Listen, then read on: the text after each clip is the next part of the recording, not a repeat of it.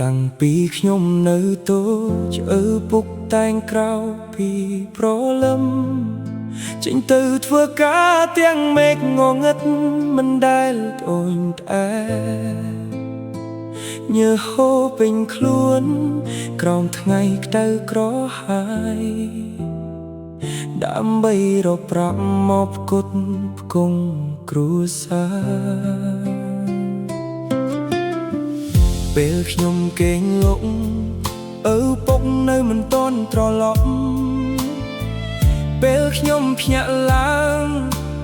ពុកចេញទៅបាត់ហើយ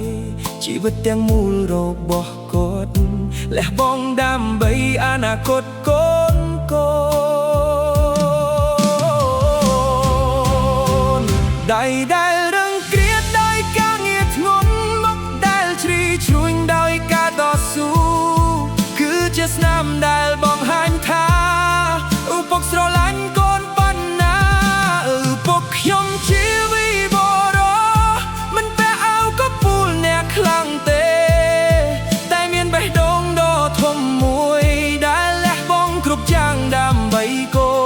នគាត់ខំធ្វើការទាំងយប់ទាំងថ្ងៃដើម្បីឲ្យកូនបានរៀនខ្ពង់ខ្ពស់សង្ឃឹមតែមួយគត់របស់គាត់គឺចង់ឃើញកូនមានអនាគតល្អ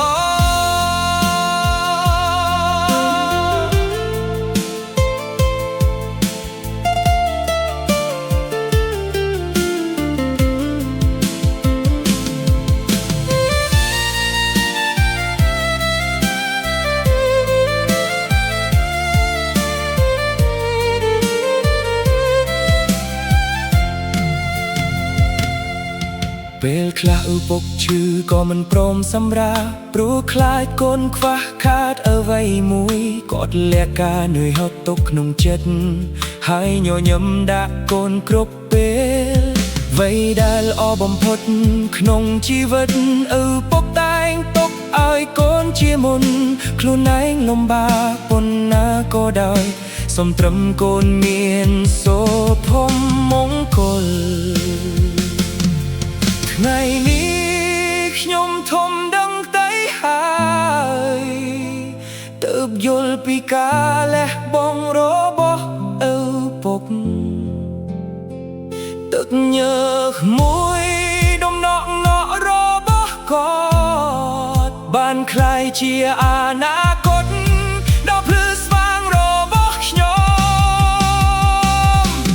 ពុកខ្ញុំជាវីបរោជាមនុស្សដែលខ្ញុំគោរពបំផុតអរគុណសម្រាប់គ្រប់ការស៊ូនិងក្តីស្រឡាញ់ដែលគ្មានលក្ខខណ្ឌ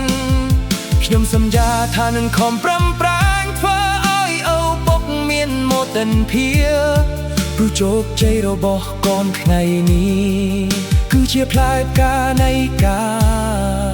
រលះបង់របស់ឪពុក